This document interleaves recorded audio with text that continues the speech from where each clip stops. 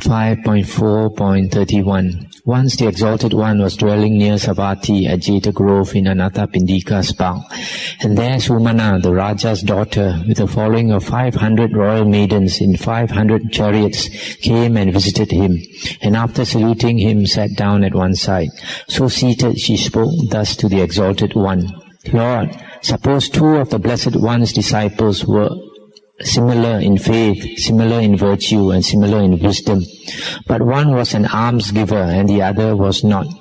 Both on the breaking up of the body after death would be reborn in the happy heaven world. But among the Devas, Lord, would there be a distinction, a difference between them?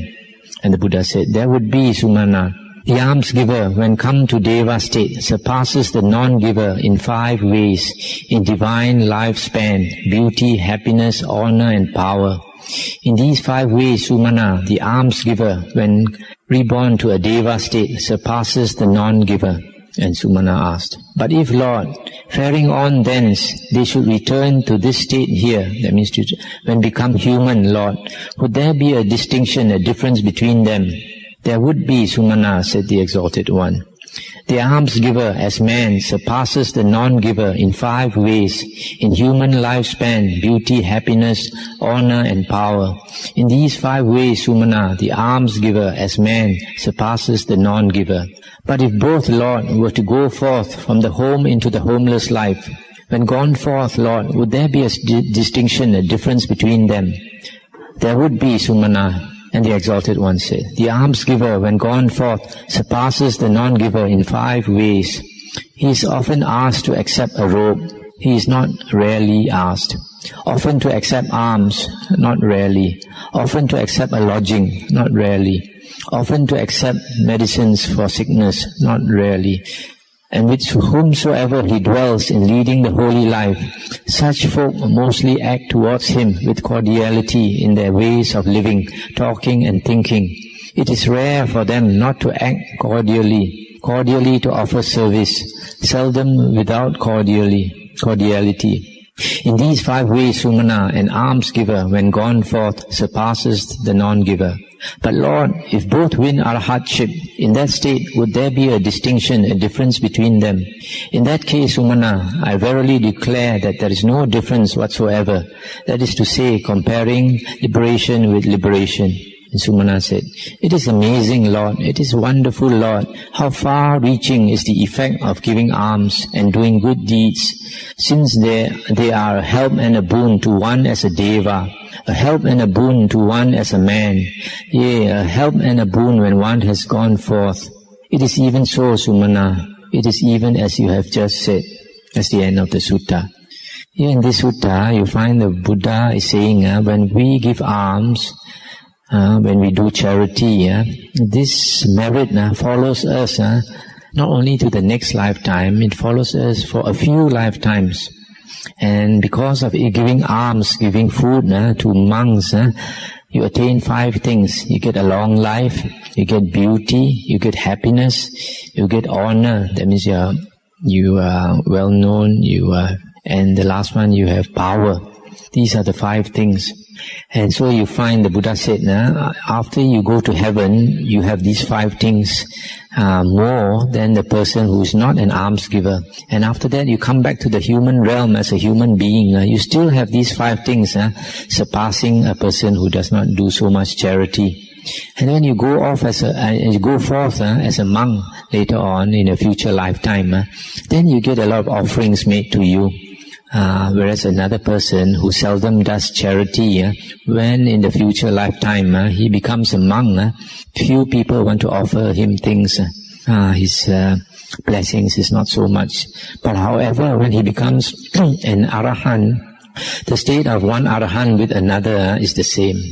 The state of arahantship. So there's no difference. That is why the state of an arahant, whether he's a Pacheka Buddha or a Sammasambuddha, the liberation is the same. That is mentioned in one sutta, where the Buddha was asked, what is the difference between a Sammasambuddha and his Arahant disciple? And the Buddha said, the Arahant Sammasambuddha is one who discovers again the Aryan Eightfold Path, and he walks the path, he's very familiar with the path, and he expounds the path, he teaches the path to many. And his Arahant disciples follow the same path after him. If they follow the same path after him, they will definitely reach the same place. That's why basically there's no difference between an Arahant and a Sammasambuddha and a Pacheka Buddha. Sutta number 5.4.32. Once the Exalted One was dwelling near Rajagaha, at the squirrels' feeding ground in the bamboo grove, and there Chundi, the Raja's daughter, attended by 500 maidens in a like number of chariots, came and visited him, and after saluting sat down at one side.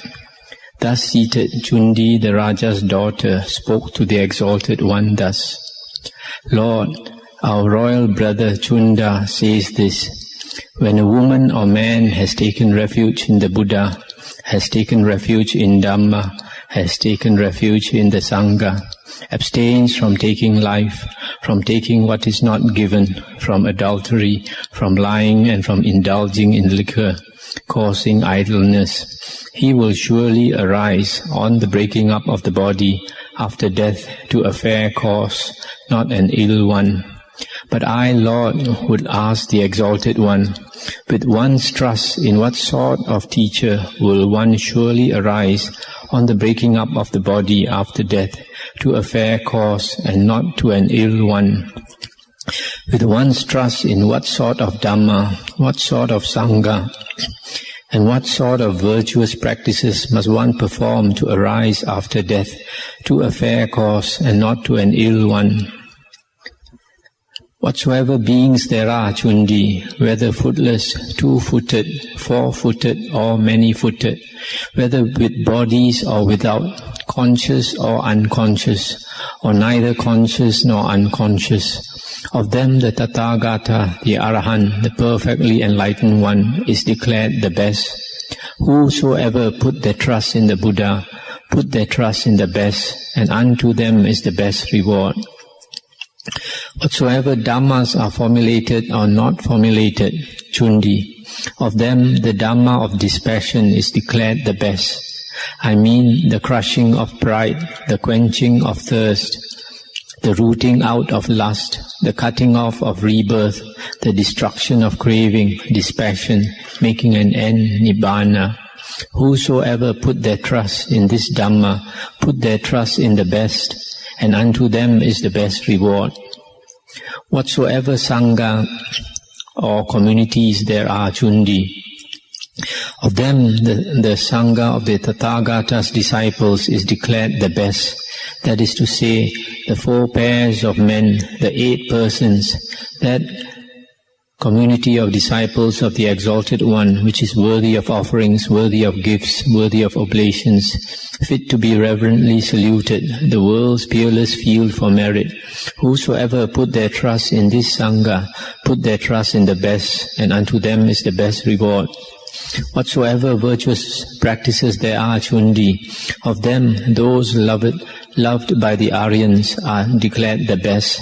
That is to say, those unbroken and without a rent, untarnished and without blemish, bringing freedom, praised by the wise, incorrupt and conducive to concentration. Whosoever perform the virtues loved by the Aryans, perform the best, and unto them is the best reward. That's the end of the sutta. So here, the Buddha is saying that the best teacher to follow is the Buddha himself, not any other teacher. It was decided at the Second Sangha Council, about 100 years after the Buddha's passing away, that if any monk teaches and we listen to him, we should follow what he teaches only if what he teaches is in accordance with what the Buddha taught in the Dhamma Vinaya. And you had heard earlier in one of the suttas in the book of in the chapter of the Force, that the Buddha said that we should compare whatever monk teachers with the suttas and the Vinaya.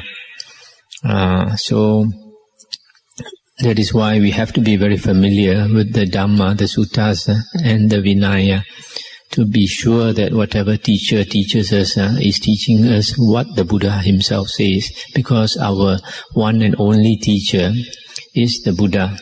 Other monks are what are called Kalyana Mitta, good knowing friends who introduce us to the Buddha's teachings. And then in the Mahaparinibbana Sutta, about when the Buddha was about to pass into Nibbana, one of the monks asked him, in future, Bhagavan, when you are no more around, who should we take as our teacher? And the Buddha said, take the Dhamma Vinaya as your teacher. So it is very clear that nowadays we must take the Dhamma Vinaya as our teacher now that the Buddha has passed into Nibbana. So that is why I always stress the suttas as being the very foundation of the holy life. And then of the Dhammas, the Dhamma of dispassion is declared the best. The crushing of pride, the quenching of thirst, the rooting out of lust, the cutting off of rebirth, the destruction of craving, making an end, Nibbana. This is the kind of Dhamma we should pursue. When we practice the holy path, it is not actually concerned with getting this and getting that. Some people are very concerned about getting this and getting that, the paths and the fruitions and getting the knowledges, etc. But actually it is the cooling, making an end, that is important. It is just cutting off all our desires. Because if you remember, there are three types of craving that bring us back to the round of rebirths. One is craving for sensual pleasure. Second one is craving for existence. And the third one is craving for non-existence. This craving for non-existence means that we pursue this idea of non-existence too much, in the sense that the mind is too agitated about it. When the mind is too agitated, there is no cooling of the mind. Nibbana is concerned with cooling of the mind, letting go. Whatever thoughts, etc., we have to let go. Even this excessive desire for non-existence, that has to be put down. That is why it is a dispassion. Here the Buddha says the quenching of thirst, rooting out of lust, etc. And of all the sanghas, the communities there are, the Buddha said the best one is his disciples. The disciples are always called savakas in the Pali. And savakas means hearers. The Buddha always called his disciples hearers because they hear, they listen to his suttas. And because of listening to his suttas, his teachings, they have unshakable faith in the Buddha, Dhamma and Sangha. That is why the Buddha generally refers to his disciples as being Aryan disciples. Once you have a very good foundation in the Dhamma, in the teachings of the Buddha, it is natural that a person from there becomes an Arya. And here the Buddha says the 4 pairs of men, the 8 persons. The Aryans are always 8 persons. It is not 4 persons. It's always 8 persons. And that's about the comments I like to make. And the last one is the precepts. We have to keep the precepts, the virtues, and that is the Aryan virtues, the precepts that are laid down by the Buddha. Sutta 5.4.33. Once the Exalted One dwelt near Badia in Jatiya Grud, and there Ugaha, Mandaka's grandson, paid him a visit, and after saluting, sat down at one side. So seated, he said to the Exalted One, Lord, let the Exalted One accept a meal at my house tomorrow. He as the 4th, with us 3. The Exalted One accepted by his silence. Then Ugaha, Mandaka's grandson, seeing the Exalted One had accepted, rose from his seat, saluted and took his leave, keeping the Exalted One on his right. Now when the night was over, the Exalted One, robing himself in the morning, took bowl and cloak and went to Ugaha's house, and there sat down on the seat made ready. And Ugaha, Mandaka's grandson, served and satisfied the Exalted One by hand with plenty of hard and soft food. And when the Exalted One had removed his hand from his bowl, he sat down at one side. Thus seated, he said, Lord, these girls of mine will be going to their husbands' families. Lord, let the Exalted One counsel them, let the Exalted One advise them for their good and happiness for many a day. Then the Exalted One spoke to them and said, Wherefore, girls, train yourselves in this way, to whatsoever husband our parents give us, wishing our weal, seeking our happiness, compassionate because of compassion. For him we will rise up early, be the last to retire, be willing workers, order all things sweetly, and be gentle-voiced. Train yourselves thus, girls. And in this way also, girls, we will honor, revere, esteem, and respect all whom our husband reveres, whether mother or father, recluse or holy man, and on their arrival will offer them a seat and water. Train yourselves thus, girls.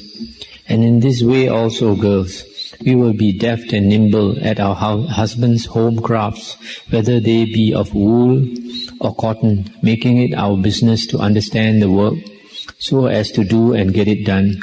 Train yourselves thus, girls. And in this way also, girls, whatsoever our husband's household consists of, slaves, messengers, and workfolk, we will know the work of each by what has been done, their remissness by what has not been done. We will know the strength and the weakness of the sick. We will divide the hard and soft food, each according to his share. Train yourselves thus, girls. And in this way also, girls, the money, corn, silver, and gold that our husband brings home, we will keep safe watch and ward over it, and act as no robber, thief, spendthrift, wastrel therein. Train yourselves thus, girls. Indeed, girls, possessed of these 5 qualities, women on the breaking up of the body after death are reborn among the devas of lovely form. That's the end of the sutta. This is one of the suttas which is completely devoted to lay persons. It is not a deep sutta, it's a very practical sutta where the Buddha is advising these young girls who are just about to be married or just married, that they should do their duty as a housewife. First one is to be good to their husbands and rise up early, sleep, be the last to sleep, and be gentle voice, etc. And the second one, whoever the husband respects, whether it's mother or father or a monk, etc., then the wife also should do the same. And the third is that she should be skilled in the husband's business, because in those days their business was some home craft, whether of wool or cotton, etc., and then she should train herself also. And the fourth is that whatever the household workers, that she should know to judge their work and to give them their food according to their share. And then the fifth one is not to waste whatever money the husband brings home, to spend it carefully and look after it. So, in the former days, it was like this, where women were, in a way, sort of play second fiddle to the men. And in those days, because women were a bit more submissive, they tended to be more, how do you say, it was not so much divorce, not so much fighting and quarrels in the home. And because the man wears the pants in the house, then the women have to be submissive.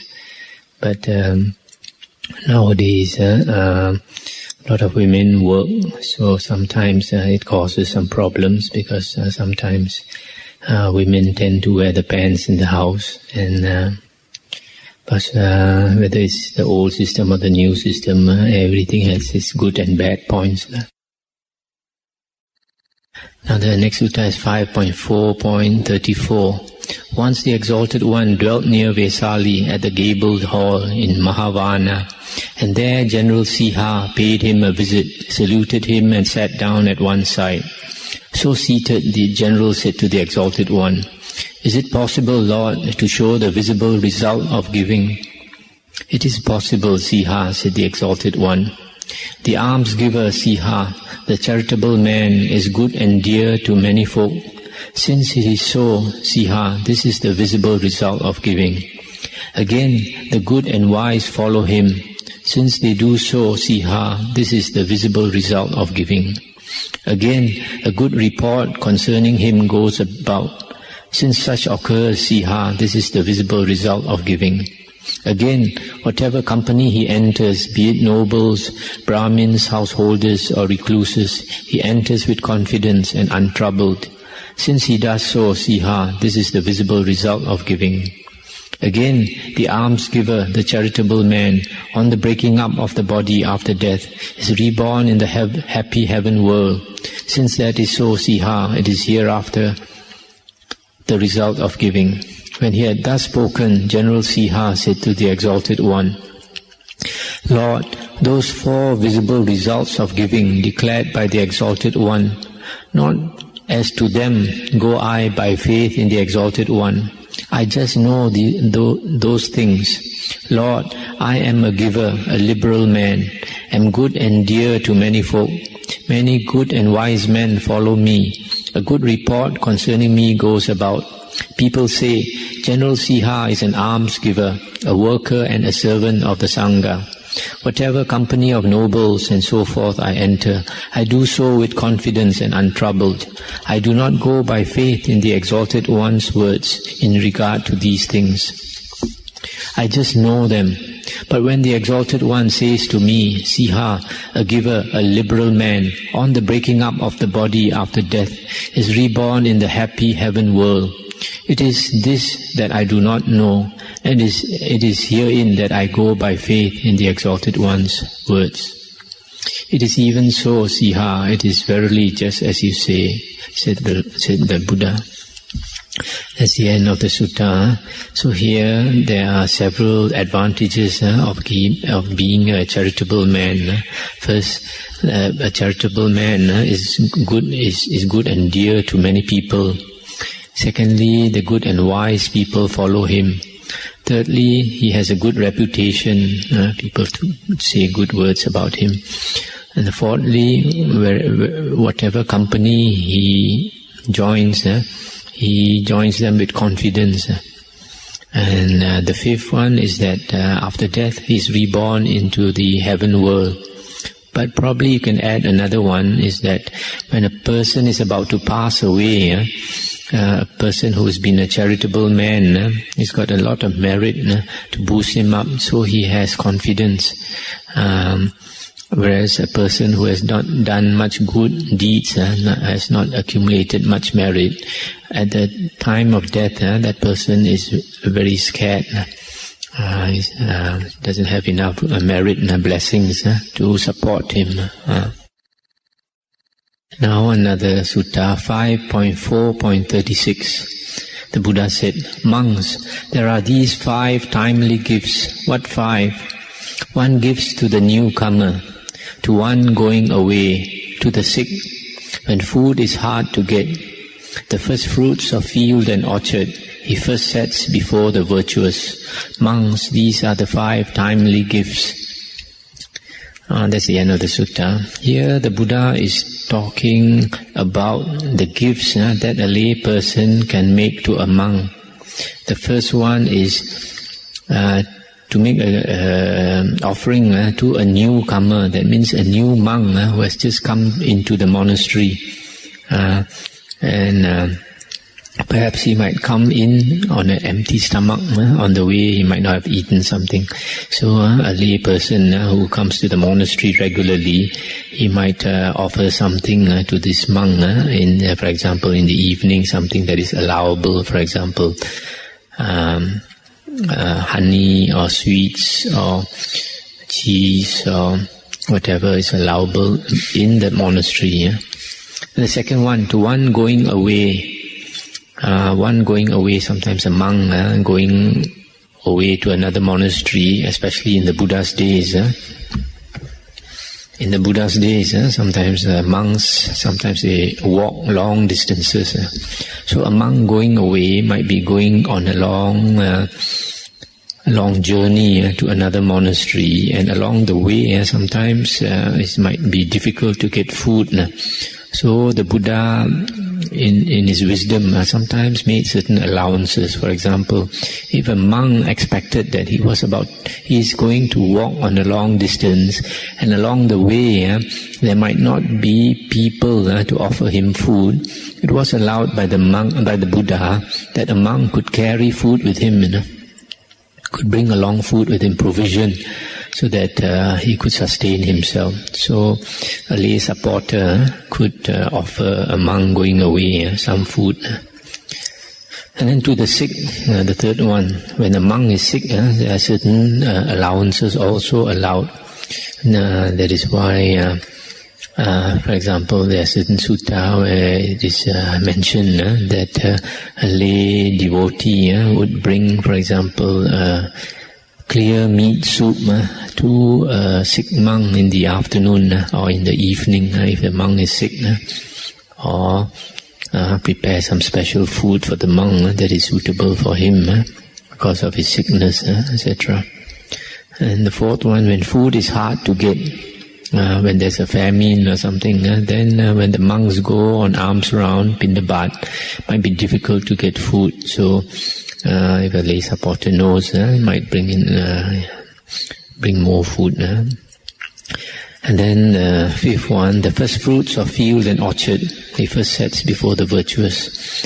These are concerning farmers. Farmers, when their crops bear fruit, or their fields bear fruit, then the first harvest, they will supply to the monastery. Those are what devoted followers of the Buddha would do. These are called the timely gifts. Then another Sutta 5.4.39. The Buddha said, Seeing five things, monks, parents desire a son born in the family. What five? He that is helped, he will help us. Secondly, for us he will do what must be done. Thirdly, long will he keep up traditions. Fourth, worthily possess his heritage. And fifth, make offerings to the ghosts when we are dead. Monks, seeing these five things, parents desire a son. This sutta mentions a son, but it is equally applicable to a daughter also. The first one, it is said, he that is helped, he will help us. This probably concerns, for example, they think when they bring up a son, that the son can also help them, for example, work in the fields, or help them to earn their living. Secondly, for us, he will do what must be done. That means when parents are old, probably, they expect the children to take care of them. Thirdly, he will keep up the traditions. These are certain family traditions or religious traditions, etc., that certain families or certain races or certain people, they practice. For example, Chinese, they like to have this family ancestral tablets, and they expect the children to pay respect to this ancestral, what they call ancestral worship. And some families, they have some business, and they expect the children to keep up their business. And some people, perhaps they are supporters of certain ascetics or certain monks, and probably they expect the children also to support these monks because that is their religion. So this is keeping up the traditions. Then worthily possess his heritage. That means he inherit his parents' properties, etc. He should be worthy of it. And lastly, make offerings to the ghosts. These make offerings to the ghosts because in the Buddhist belief that when a person has become a ghost, that person is in a state of suffering.